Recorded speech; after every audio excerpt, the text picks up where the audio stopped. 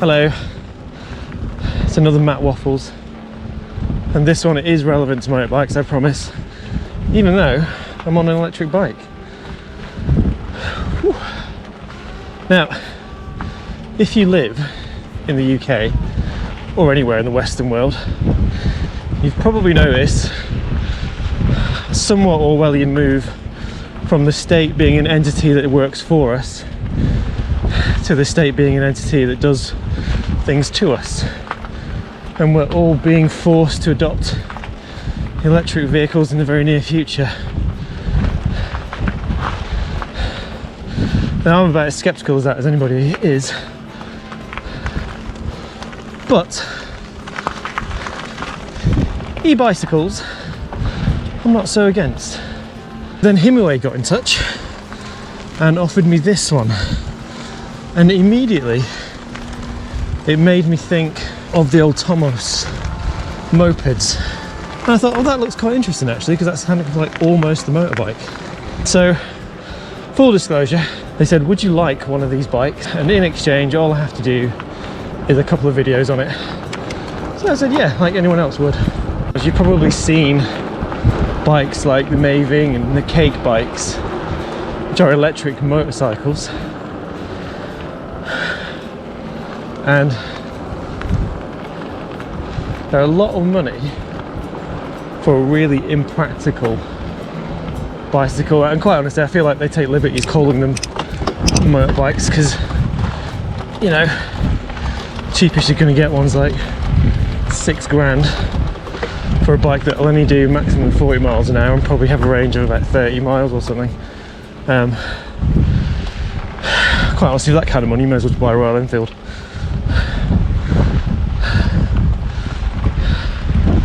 Now this bike is an EAUC something or other compliant bike, so straight out of the box this is classed as a bicycle. Oh, I've never been up here before, which means you can ride it places like this.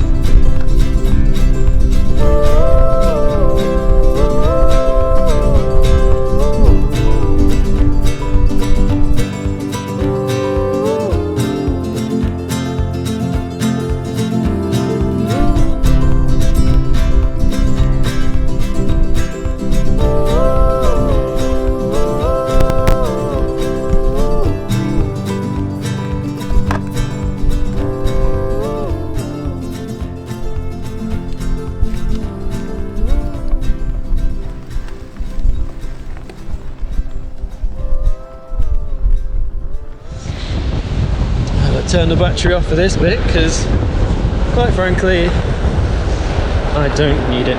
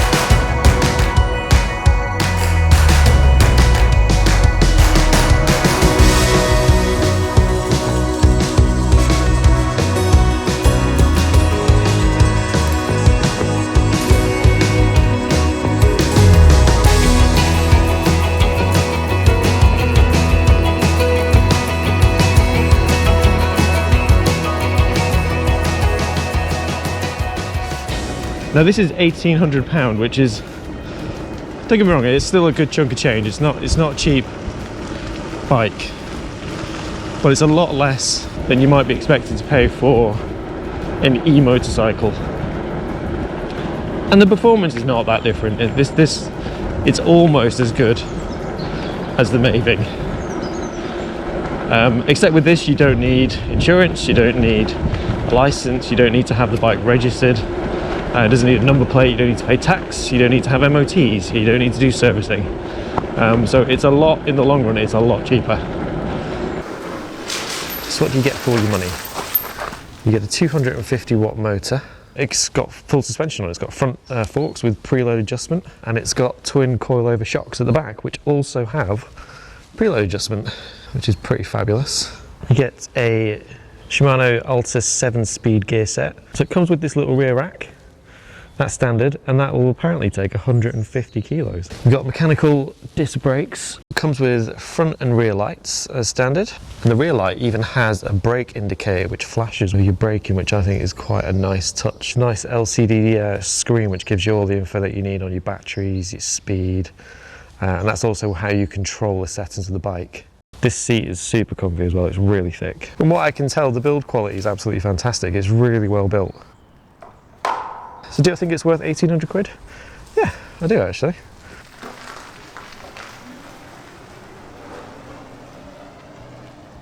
So the rules in the UK for electric bikes are you have to be 14 or over.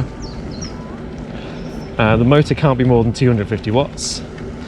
And the motor can only help propel you while you're pedaling up to 15.5 miles an hour. So the interesting thing about this bike is if you do some research online, you'll see lots of videos of people riding them on just the throttle, which essentially makes it a moped. They come out of the box with the throttle. It only propels the bike up to like 4 or 5 miles an hour and doesn't do any more than that. The bike itself is totally capable of doing way more than that, and it's just a settings issue. I'm not going to tell you how to do it, but it can be done. And then you can potentially get up to 25 miles an hour out of this just on the throttle. But if you do that, like I say, that is, your bike is completely illegal. So, I mean, do I think this is going to replace motorcycles? No.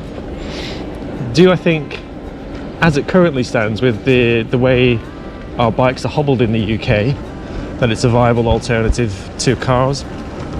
Maybe. I mean, I do. I use it for going to the studio. I use it for just doing little routes around my local town. I call it a town, it's more of a village. And doing like my deliveries and things like that. Instead of firing up the four-wheel drive, this is just a much better and cheaper option. Obviously in the depths of winter like today, it's quite cold, so it's not ideal. But it's not, it's not bad. And if you want to get a bit warmer, just pedal. But I think if we were to relax our rules a little bit